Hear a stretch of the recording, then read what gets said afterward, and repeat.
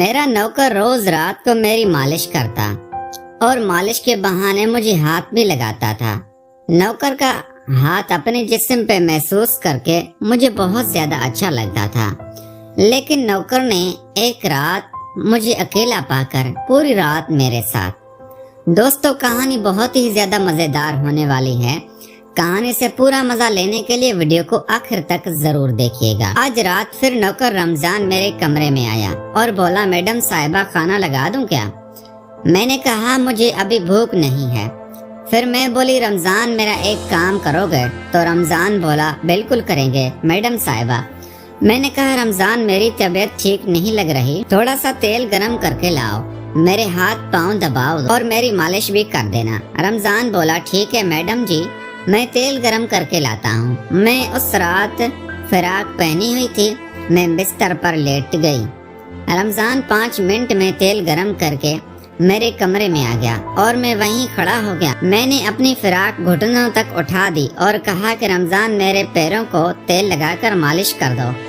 رمضان جی madam صاحبہ کہہ کر میرے پیروں کو تیل کی مالش کرنے لگا۔ میں نے جان بوجھ کر اپنی فراق اوپر اٹھا لی تاکہ رمضان کو اپنا جلوہ دکھا سکوں۔ رمضان میرے پیروں کی مالش کرتے ہوئے میرے ٹانگوں کو گھور رہا تھا۔ رمضان کی انگلیوں کی پکڑ پہلے سے بھی زیادہ تیز ہو گئی تھی۔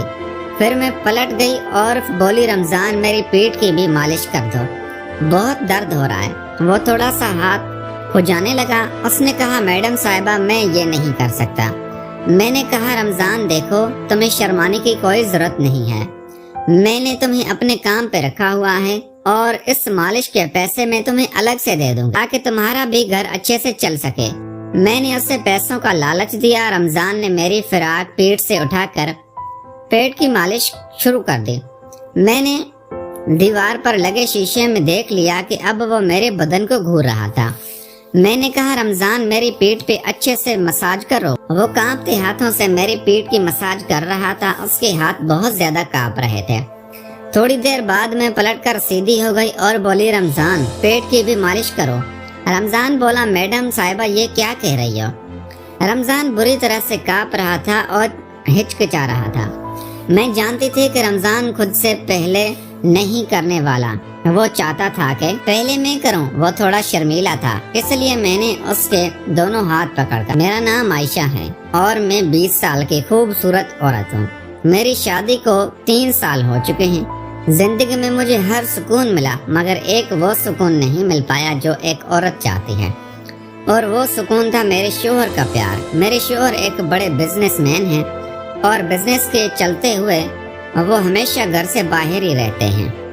میرے پاس عیش و آرام کی ہر چیز میسر ہے، مگر جس چیز کو میں ہمیشہ اپنے ساتھ چاہتی ہوں وہ میرے پاس نہیں ہے، اور وہ ہے میرا شوہر اور ان کا پیار۔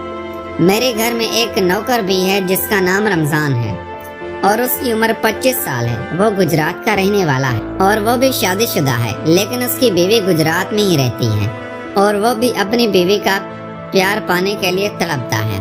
پچھلے سال کی بات ہے کہ میرے شوہر جب گھر آئے تھے، ایک دن کے رکے اور پورا دن فون پر ہی لگے رہے اور رات میں مجھے بولے کہ وہ 1 مہینے کے لیے دبئی جا رہے بزنس کے سلسلے میں۔ اس رات میں پھوٹ کر روتی تھی۔ ہر بار میرا شوہر جب بھی گھر آتا وہ صرف 1 دن کے لیے ہی رکتے اور پھر چلے جاتے، اور میں ہمیشہ کی طرح اپنے شوہر کے پیار کے لیے ترستی رہ جاتے۔ یہ بھی کوئی رشتہ ہے؟ ان کے گھر سے جانے کے بعد میں نے خوب شراب پی اور میری طبیعت خراب ہو گئی۔ میرے نوکر رمضان نے مجھے ہسپتال میں بھرتی کرا لیا۔ علاج کے بعد مجھے گھر لے آیا اور بہت خدمت کی۔ طبیعت ٹھیک ہونے کے بعد میں نے ایک دن اسے بلا کر اس کا شکریہ ادا کیا۔ رمضان بولا، میڈم صاحبہ ہم تو آپ کے ملازم ہیں، آپ کی حفاظت کرنا ہمارا کام ہے۔ ہم اپنی غریبی کے چلتے بیوی بچوں سے دور ہیں، یہاں کمائی کے لیے پڑے ہیں اور آپ سب کچھ ہوتے ہوئے بھی اپنے شوہر سے دور ہیں۔ معاف کرنا میڈم جی، زیادہ بول دیا۔ ہماری جب سے شادی ہوئی ہے ہم اپنی بیوی کے پاس صرف 3 مہینے ہی رہ پائے تھے، اس کے بعد سے 1 سال ہو گیا ہے اور ابھی تک ہم اپنے گھر والی سے نہیں ملے ہیں۔ بہت یاد آتی ہے اس کی، مگر کمائیں گے نہیں تو گھر کیسے چل پائے گا؟